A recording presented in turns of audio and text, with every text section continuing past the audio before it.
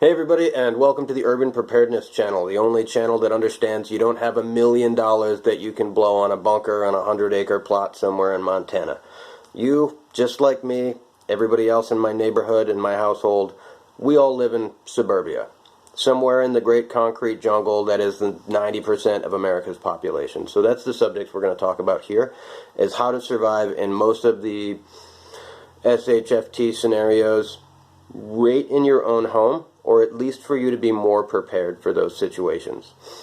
Now, if you have any suggestions of videos that you'd like me to do or subjects you'd like me to cover, go ahead and leave those in the comments below.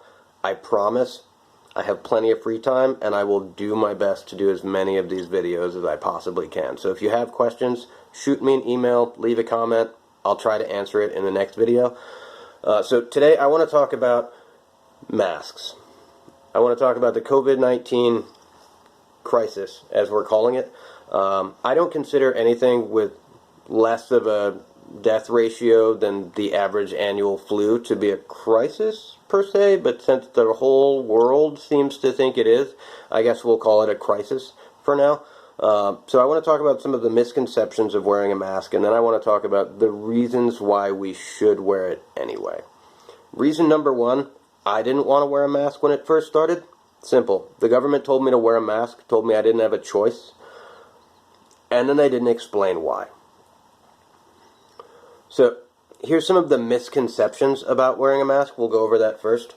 Misconception number one, if I wear a mask, I'm not going to get sick. Okay. Here's why that's a misconception. Reason number one, your mask, this paper surgical mask, was never designed or intended to prevent you from inhaling germs. It wasn't.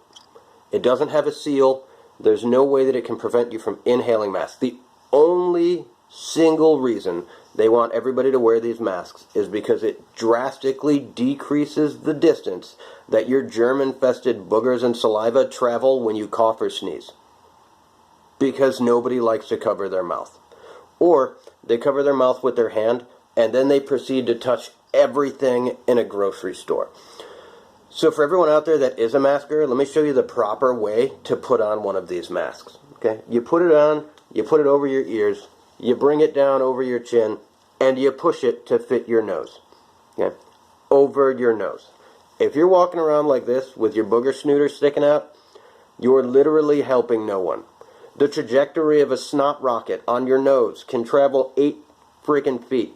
I promise you. If you want, I'll make a video where I blow a snot rocket across my house.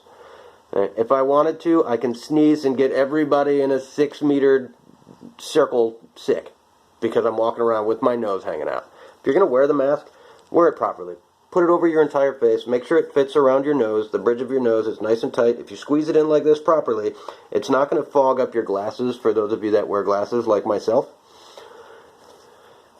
And your mask isn't doing any good if it's hanging off your ear. Now, on that note, almost everybody I see walking around a supermarket isn't even wearing like a proper surgical cloth mask. They're wearing like a bandana on their face, or they've got a neck gaiter pulled up over their face. None of these things properly seal around the top bridge of your nose. So when you cough or sneeze, much the way when you breathe and you see your glasses fog up, this happens because the air escaping from your nose and mouth come out. You know, heat rises. Okay? And air, well, all pressure escapes in the easiest possible fashion. So if you exhale and there's nothing to trap that pressure, it all escapes above the bridge of your nose, and those germ particles end up in the air above your head, where it floats around and can infect people for 10 to 15 minutes. Okay, so if you're going to wear your mask, wear it properly.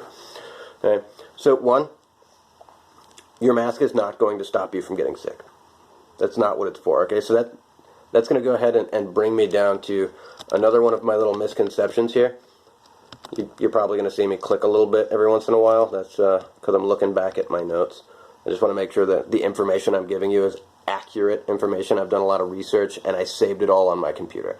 So, wearing your mask doesn't necessarily save you.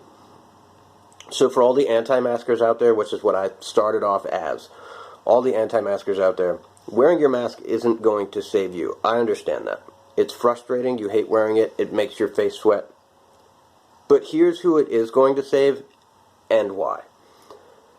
You have a great immune system. If you're like me and you're in between 25 and 45, you're probably going to be okay. When I got COVID-19, I didn't notice any symptoms whatsoever. I had a slight fever, but I didn't realize I had a slight fever because I don't walk around with a thermometer in my back pocket going, I wonder what my temperature is today.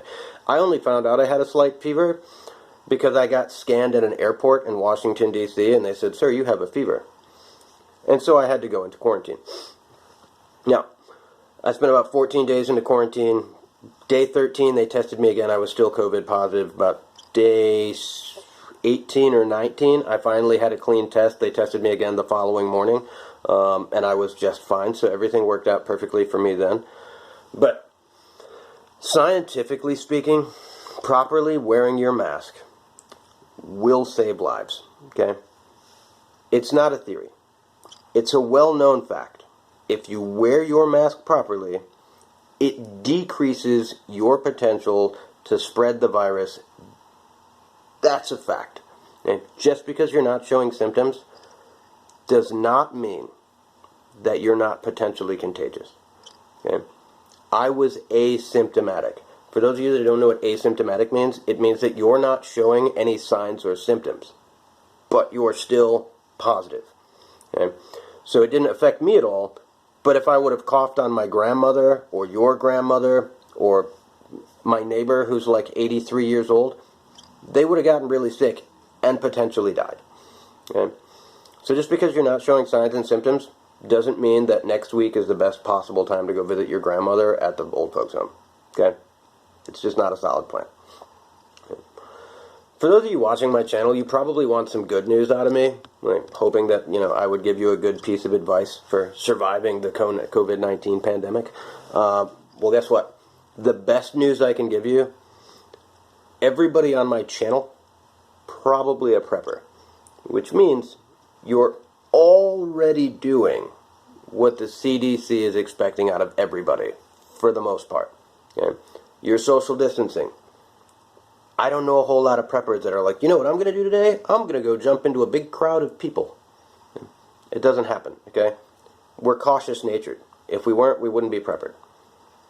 Okay? The other thing, a couple weeks worth of food. That's important for two reasons. One, if we go into lockdown, there's not going to be any food on the shelves. Just like last time, Walmart's going to sell out of everything. Okay? Two, if you get sick, you need to stay home. If you don't have a couple weeks worth of food, you can't stay home. But guess what? If you're a prepper, you probably have at least 2 weeks of food in your house. 2 weeks of food, water, you're already social distancing. Who knows? You might even have one of these really nice military gas masks that's a surplus laying around the house somewhere that you bought it, and all of a sudden, ta-da, you have a reason to wear it. Okay? For those of you that are super cautious-natured and want to know exactly how you can go about your daily life just like normal without having to worry about inhaling COVID-19, I will explain how to properly use a gas mask, because a big issue I've seen is that people have the equipment and they do not properly know how to use it. Now, I'm not a CBRN specialist. That's what we called them in the Marine Corps, chemical, biological, radiological, and some other shenanigans. When you take your mask and you put it on your face, this makes a seal. The seal prevents you from breathing anything in. It's got a one-way flap. Okay? So you're walking around not breathing anything in. The problem is it is still collecting on the surface of your gas mask. If somebody's sick, coughs on you, and it gets on your mask is contaminated. If you reach up with your bare hands and grab this germ-covered mask and take this mask off your head and then later play with your beard like I do all the time, you're still going to get sick. And then you just spent all day sweating in your $10 surplus mask for no reason. So, if you're going to wear a proper mask, go ahead, grab an alcohol wipe it off afterwards, wash your hands with some antibacterial soap, throw on some hand sanitizer, take your mask off, and then properly wash your mask with soap and water. Okay? That will prevent you from breathing in anything that will get you sick. Okay? Your paper mask.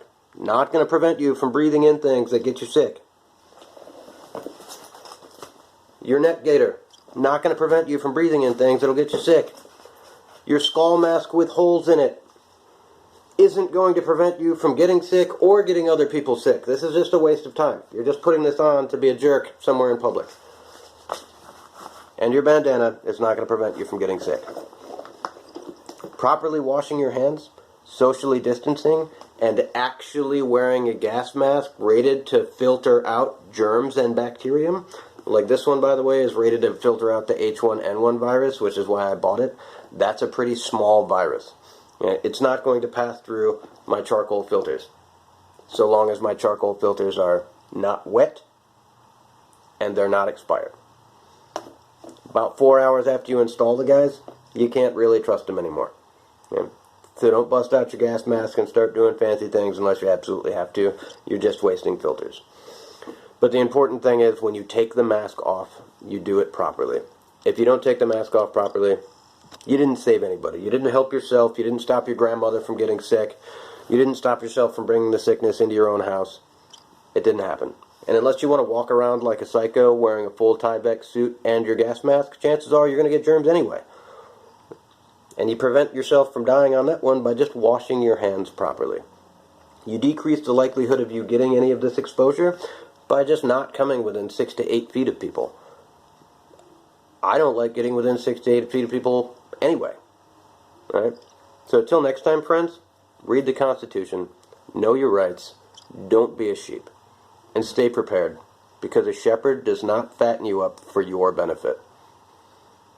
God bless America. Thank you very much.